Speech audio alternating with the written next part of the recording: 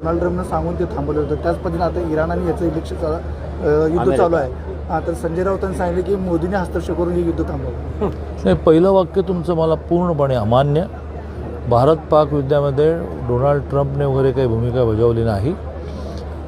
एकूणच पुरेसा बदला घेतल्यानंतर शेवटी युद्ध ही लवकर संपवायची असतात.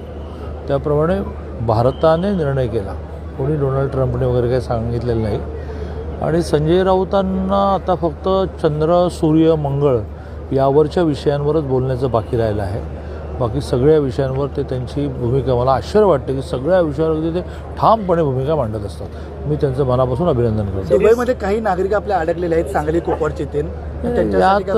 यात माननीय मोदीजी, भारत सरकार आत्तापर्यंत जेव्हा म्हणजे मग युद्ध झाले आणि त्या ठिकाणच्या भारतीयांना सुखरूप आणण्याचा विषय आला, त्या वेळेला अतिशय सुखरूपपणे सगळ्यांना बाहेर काढलेलं आहे.